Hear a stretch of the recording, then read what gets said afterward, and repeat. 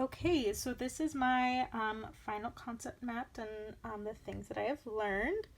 Um, so we'll start over here with the principles that I've learned over the course of the semester. So the main ones are just basically about love and loving your students, especially loving your neighbor, the commandment that we have to love our neighbor. I think um, being a teacher and having a variety of students with different needs and different backgrounds is a perfect example of applying that commandment, loving your neighbor, especially if they are different from you and come from a different culture.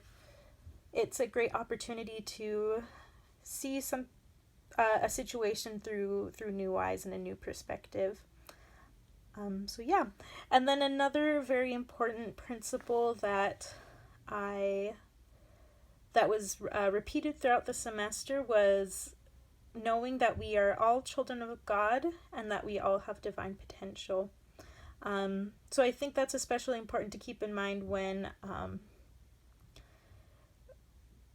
we feel maybe confused or stuck with certain students, when if we don't know how to help them or if we feel that they aren't trying hard or anything like that. We have to understand that they are still children of God and they still have divine potential. So every single person that we will teach has the opportunity to become something bigger and something better. And I strongly believe that it's up to us to help them tap into that, to help them realize their divine potential. And their divine potential is something they can access now in this life, to a certain degree, of course, but they can know of their worth, and that can help them to be better students and overall better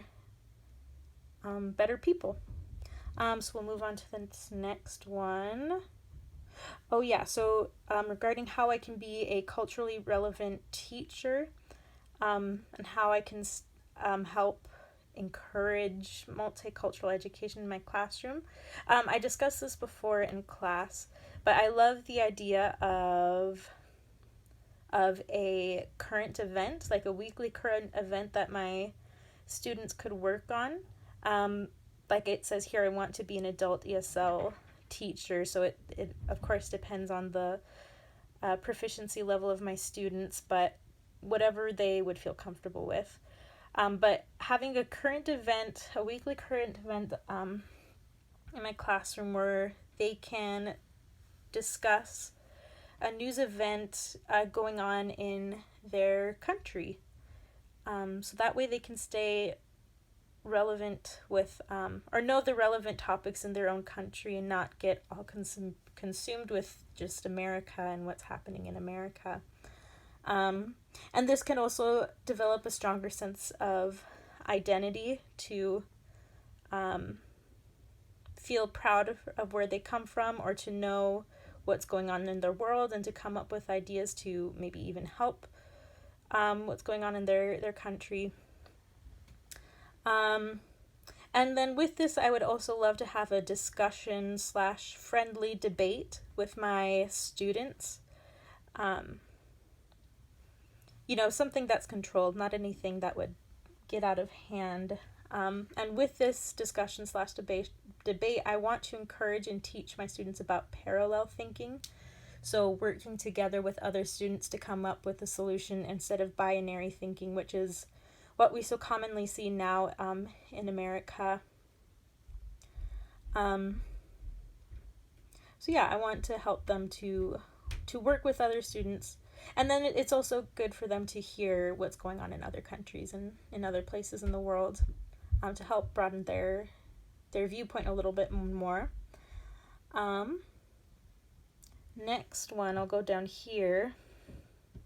What has helped me to better understand multicultural education are the different achievement gaps that our students often face.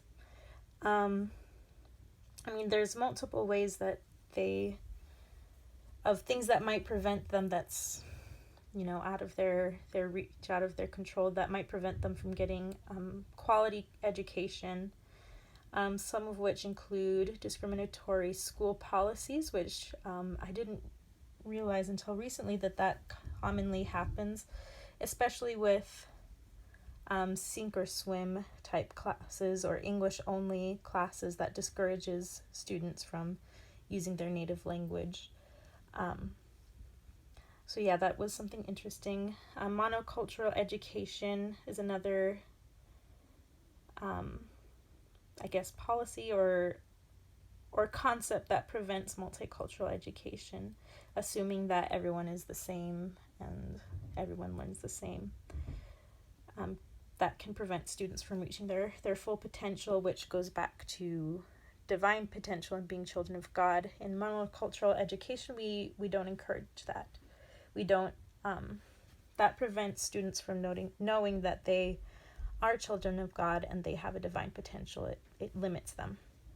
And then there's also other things that can cause an achievement gap. And these are just a few examples, but food insecurities at home, or money worries or something like that can prevent students from learning and from getting a better education. Yeah, so those are just a few points from what I've learned about multicultural education. It helps me to be aware of the kind of students that I'll be teaching and what I need to do as a teacher.